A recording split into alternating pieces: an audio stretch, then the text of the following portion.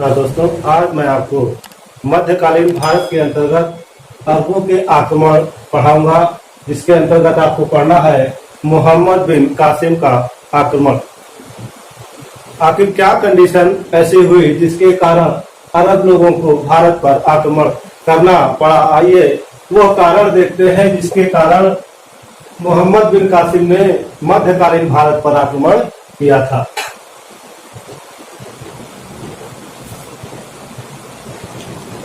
समय 708 ईस्वी का है, जब अरब के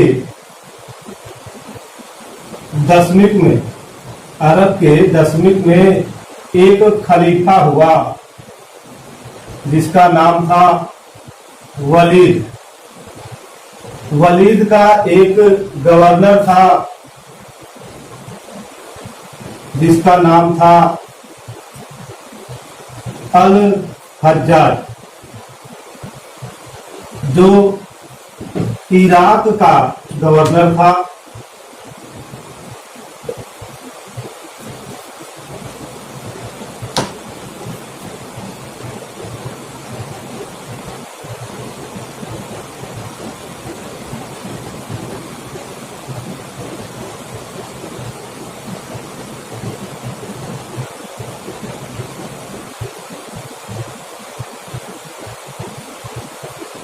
जैसा कि आप देख रहे हैं, ये भारत है और यह अरब क्षेत्र का हिस्सा है। अरब क्षेत्र में एक खलीफा थे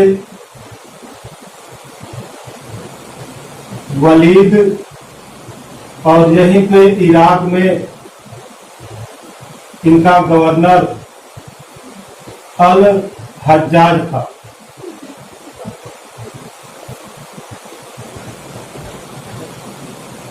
श्रीलंका के राजा ने एक जहाज पर सामान लादा उपहार स्वरूप, और वह सामान खलीफा को जाना था। यानी श्रीलंका के शासक ने उपहारों से भरा हुआ एक जहाज खलीफा के पास अरब की तरफ भेजा। जब वह जहाज देवल के पास पहुंचा, तो देवल बंदरगाह के समीप कुछ समुद्री डाकुओं ने इस जहाज को लूट लिया। जब यह खबर पहुंची खलीफा के पास, तो खलीफा ने इस क्षेत्र के शासक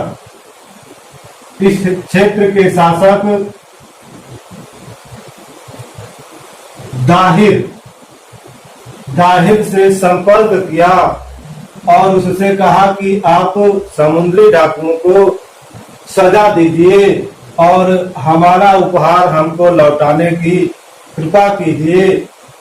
दाहिर ने खलीफा की बात नहीं मानी। जब खलीफा की बात नहीं मानी, तो खलीफा ने क्या कहा, अपने गवर्नर अल हज्जाज से उसने कहा कि तुम दाहिर के ऊपर आक्रमण करके उसको उसकी गुस्ताखी की सजा दे दो। अल हज्जाज ने कहा ठीक है, थोड़ा सा हम दाहिर के बारे में जानकारी ले लेंगे, फिर आगे की कहानी देखते हैं। क्या दाहिर सिंध क्षेत्र का शासक था, और यह किस वंश से था, तो इसका वंश याद रखिएगा, यह ब्राह्मण वंश से था।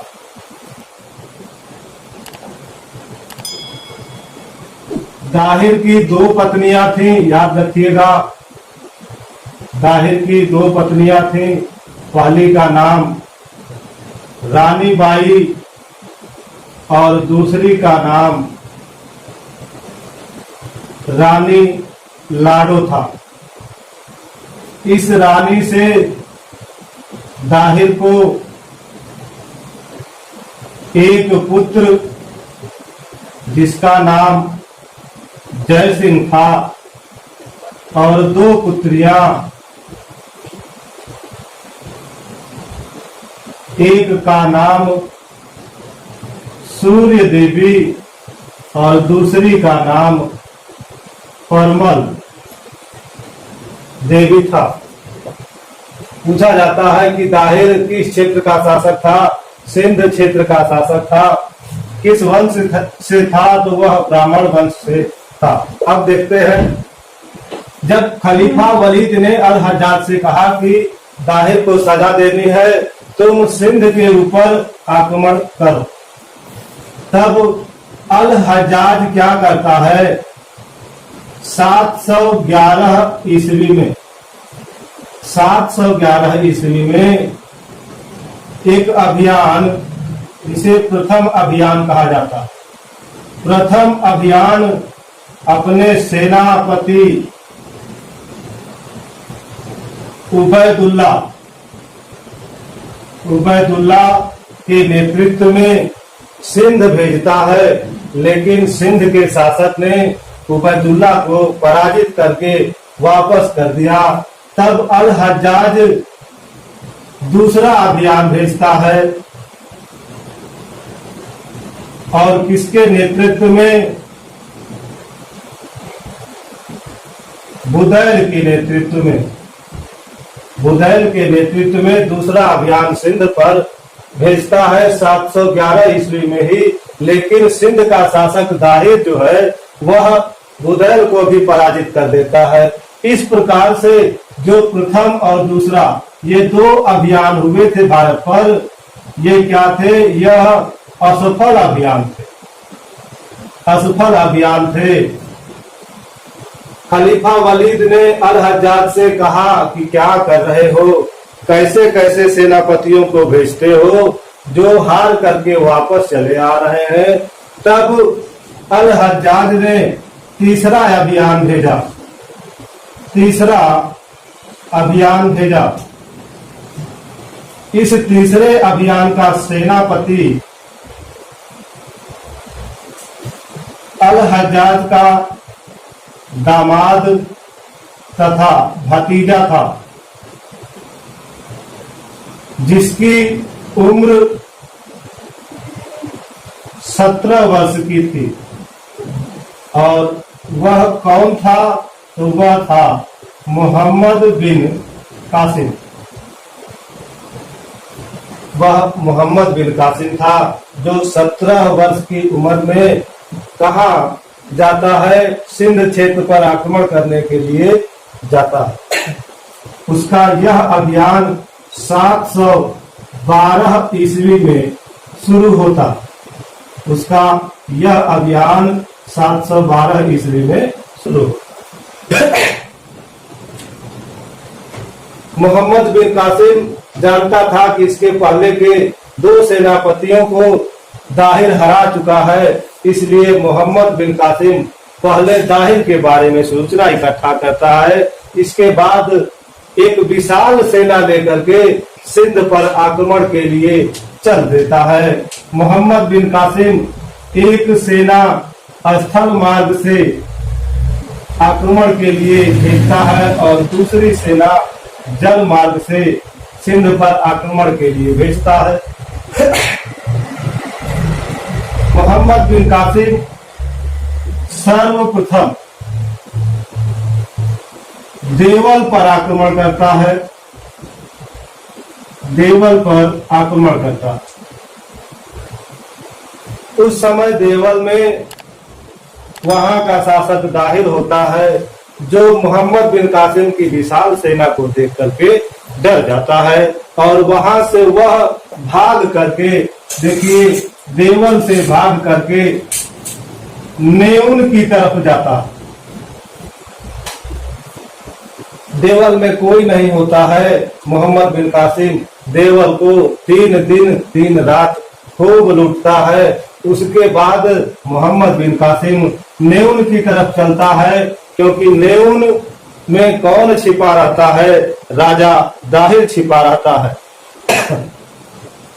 नेउन जब मोहम्मद बिन कासिम पहुंचता है तो पता चलता है कि नेउन से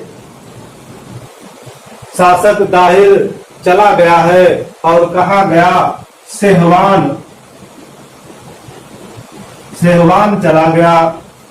नेउल की विजय करके दाहिर सेहवान की तरफ बढ़ता है और सेहवान जब पहुंचता है तो वहां से भी दाहिर भाग करके देखिए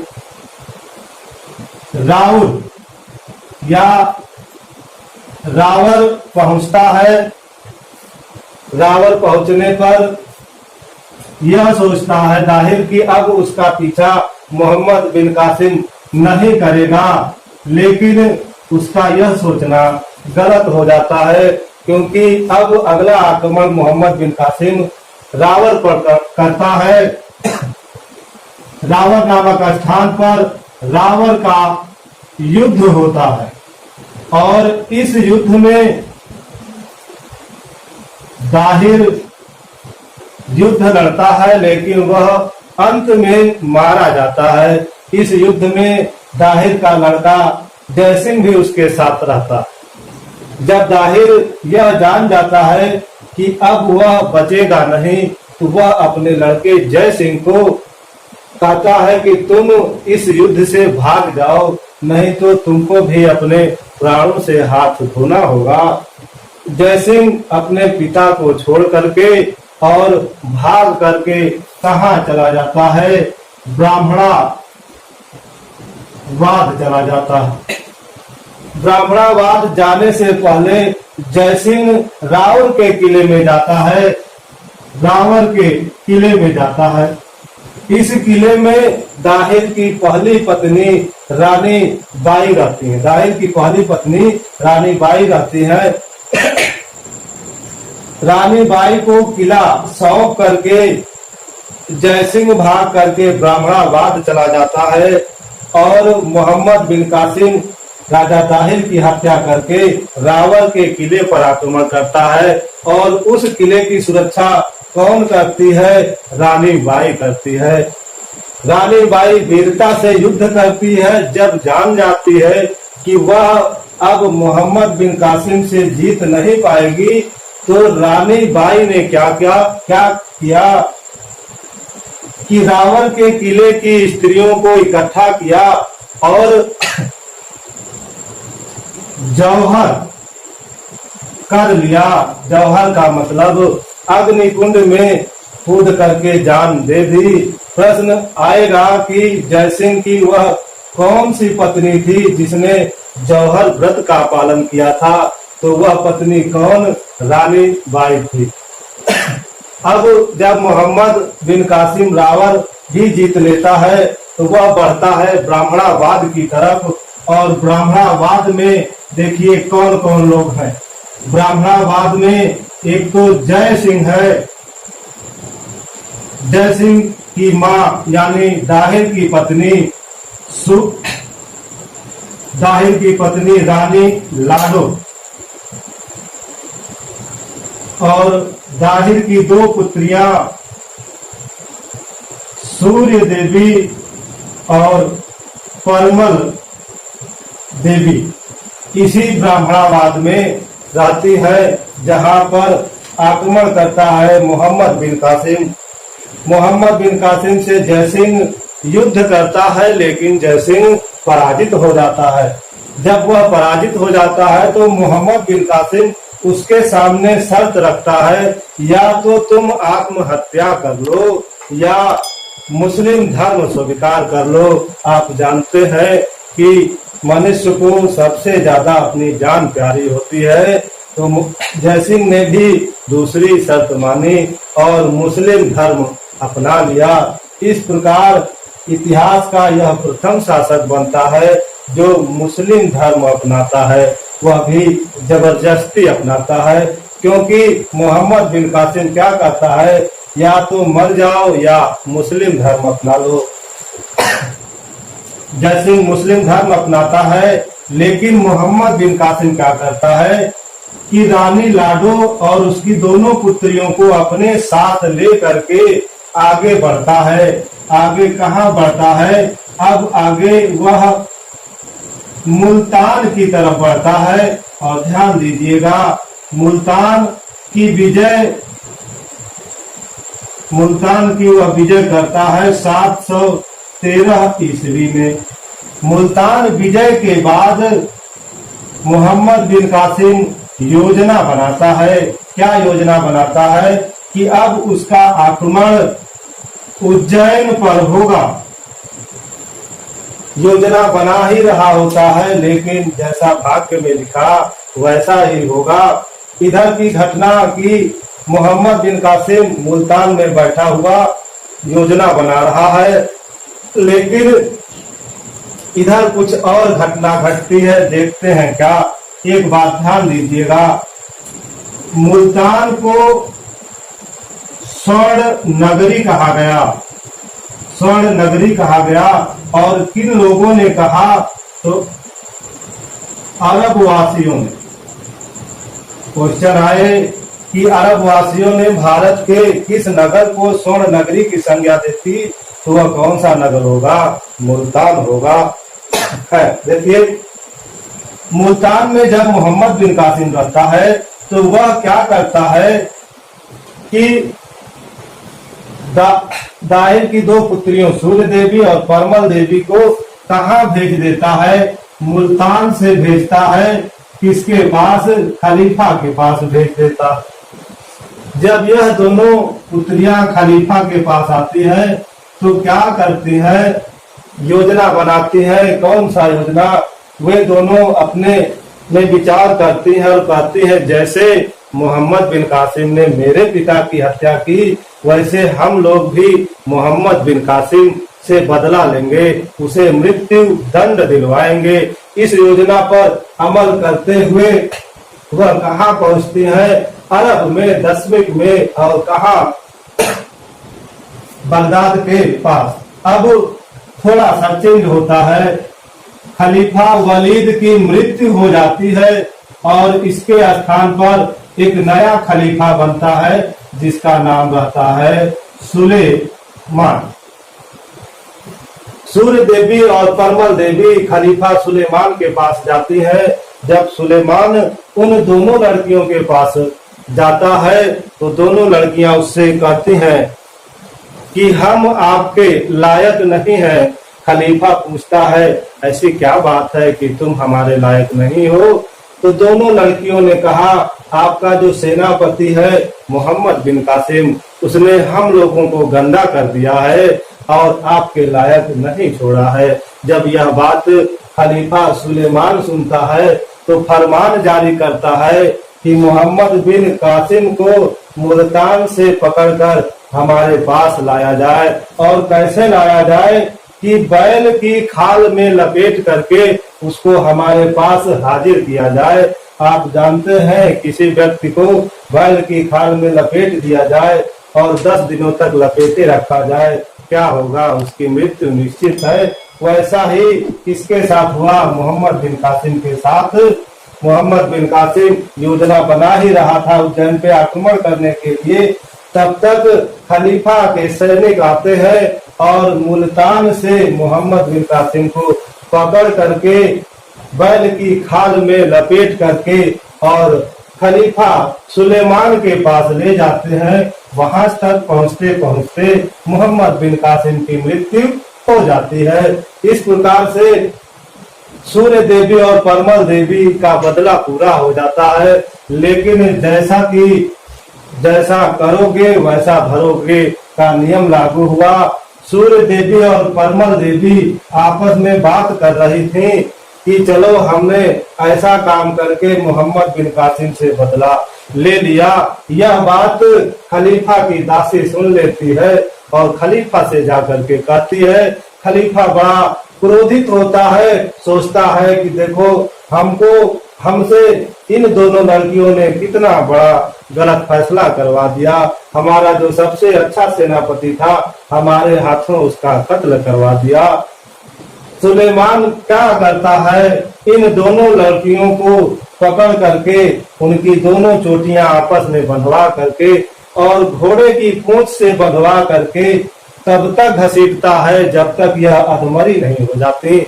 अधमरी हो जाने के बाद भी क्या करता है सुलेमान, उन्हें दीवार में ले जाकर के जिंदा चुनवा देता है। इस प्रकार हम देखते हैं कि भारत पर सबसे पहले सफल आक्रमण करने वाले सेनापति मोहम्मद बिन कासिम की मृत्यु किस प्रकार से होती है। चलिए थोड़ा सा हम मेन पॉइंट देख लेते हैं जो परीक्षा की दृष्टि से बहुत इम्पोर्टेंट है।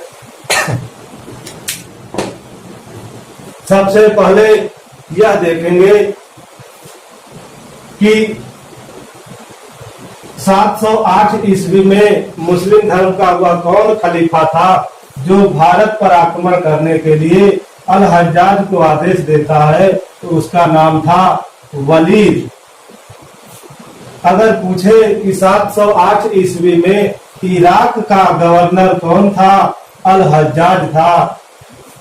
इसके बाद अल हज्जाज ने ही 711 ईस्वी में भारत के सिंध क्षेत्र पर 2 अभियान भेजे थे। 711 ईस्वी में प्रथम अभियान किस सेनापति के नेतृत्व में भेजा था, तो उबैदुल्लाह के नेतृत्व में भेजा था। दूसरा अभियान किस सेनापति के नेतृत्व में, तो बुदैल के नेतृत्व में भेजा था। लेकिन अल हज्जाज द्वारा भेजे गए दोनों अभियान क्या हो जाते हैं, असफल हो जाते हैं। तीसरा अभियान 712 ईस्वी में किसके द्वारा किया जाता है, तो मोहम्मद बिन कासिम के द्वारा किया जाता है। याद रखिएगा, जब मोहम्मद बिन कासिम सिंध पर यानी भारत पर आक्रमण किया, उस समय उसकी उम्र कितनी थी, 17 वर्ष की थी। मोहम्मद बिन कासिम ने सर्वप्रथम किस क्षेत्र पर, अगर क्षेत्र का नाम पूछे तो क्या कहेंगे, सिंध पर आक्रमण किया। और किस स्थान पर, तो सर्वप्रथम उसने देवल स्थान पर आक्रमण किया था। जिस समय मोहम्मद बिन कासिम ने सिंध पर आक्रमण किया, ये सिंध पर आक्रमण किया, उस समय इस सिंध क्षेत्र का शासक कौन था, दाहिर था। पूछा जाता है दाहिर किस वंश का था, तो ब्राह्मण वंश का था। दाहिर कहाँ का शासक था, सिंध का शासक था। याद रखिएगा, दाहिर की वह कौन पत्नी जो जौहर व्रत का पालन की थी, तो वह पत्नी कौन है, रानी बाई थी। पूछा जाता है कि सूर्य देवी और परमल देवी किसकी पुत्रियां थी। याद रखिएगा, दाहिर की पुत्रियां थी। दाहिर की दूसरी पत्नी या रानी लाडो किसकी पत्नी थी, तो दाहिर की पत्नी थी। जय सिंह किसका बेटा था, दाहिर का बेटा था। जय सिंह कहाँ पराजित हुआ, ब्राह्मणवाद में। वह कौन शासक था, या वह ब्राह्मण शासक कौन था जिसने मुस्लिम धर्म स्वीकार किया था, तो वह कौन शासक था, जय सिंह था। याद रखिएगा, दाहिर के साथ मोहम्मद बिन कासिम का युद्ध किस स्थान पर होता है, तो रावर या राव नामक स्थान पर होता है। पूछा जाए कि रावर का युद्ध किसके किसके बीच हुआ, तो रावर का युद्ध दाहिर और मोहम्मद बिन कासिम के बीच हुआ था, जिसमें दाहिर की पराजय और मोहम्मद बिन कासिम की मृत्यु होती, तो दाहिर की पराजय तथा मोहम्मद बिन कासिम की विजय होती है। उसके बाद मोहम्मद बिन कासिम ब्राह्मणवाद को जीतता है और उसके बाद मुल्तान को जीतता है। ब्राह्मणवाद में किसके साथ युद्ध होता है, तो जय सिंह के साथ युद्ध होता है। मुल्तान की विजय कब करता है मोहम्मद बिन कासिम, याद रखिएगा, डेट 713 ईस्वी में करता है मुल्तान की विजय। अरब वासियों ने किस नगर को स्वर्ण नगरी की संज्ञा दी थी, तो वह कौन सा नगर था, मुल्तान नगर था। थोड़ा सा हम अरबों का प्रभाव देख लेंगे कि अरबों का प्रभाव भारत पर क्या पड़ा। अरबों का प्रभाव, सबसे पहले एक बात और याद रखिएगा कि मोहम्मद बिन कासिम ने क्या किया था, भारत में सर्वप्रथम, मोहम्मद बिन कासिम ने भारत में सर्वप्रथम एक कर लगाया था जिसे क्या कहा गया, जजिया कर कहा गया। यानी भारत में सर्वप्रथम किसने जजिया कर लगाया था, तो इसका उत्तर क्या होगा, मोहम्मद बिन कासिम होगा। जजिया कर लगाने वाला प्रथम शासक मोहम्मद बिन कासिम। अरबों का प्रभाव हम देख लेते हैं। सबसे पहला प्रभाव यह कि अरब वासियों ने सिंध क्षेत्र में दिरहम नामक सिक्का चलाया था। ये बात याद रखिएगा। दूसरा प्रभाव, अरब लोगों से भारत वासियों ने क्या सीखा? तो भारतवासियों ने ऊंट पालना तथा खजूर की खेती करना सीखा था। भारतवासियों ने किससे सीखा था? अरबों से सीखा था। तीसरा, अरब के लोगों ने भारत से क्या सीखा? तो अरब के लोगों ने भारत से गणित के क्षेत्र में, खगोल विज्ञान के क्षेत्र में, दर्शन के क्षेत्र में तथा साहित्य के क्षेत्र में ढेर सारी जानकारियां सीखी थी या भारतवासियों से ग्रहण की थी। इस प्रकार अगर क्वेश्चन आ जाए कि भारत पर सबसे पहले, याद रखिएगा कि सबसे पहले किसने आक्रमण किया और ऑप्शन आपका हो अरबों ने, तुर्कों ने, मुगलों ने या मंगोलों ने। तो सबसे पहले मध्यकालीन भारत पर आक्रमण किसने किया था? तो सबसे पहले मध्यकालीन भारत पर आक्रमण अरबों ने किया था। यह बात याद रखिएगा। भारत में, मध्यकालीन भारत में सबसे पहले वह मुस्लिम कौन थे जो अरब से आए थे, या भारत में आने वाले मुस्लिम किस देश से बिलोंग करते थे? याद रखिएगा। ऑप्शन अगर आ जाए कि तुर्की, एशिया, तुर्की आ जाए, अफगानिस्तान, श्रीलंका और अरब देश। तो भारत में सबसे पहले मुस्लिम किस देश से आए थे? अरब देश से आए थे। यह बात याद रखिएगा। तो दोस्तों, आपको मेरा यह वीडियो कैसा लगा?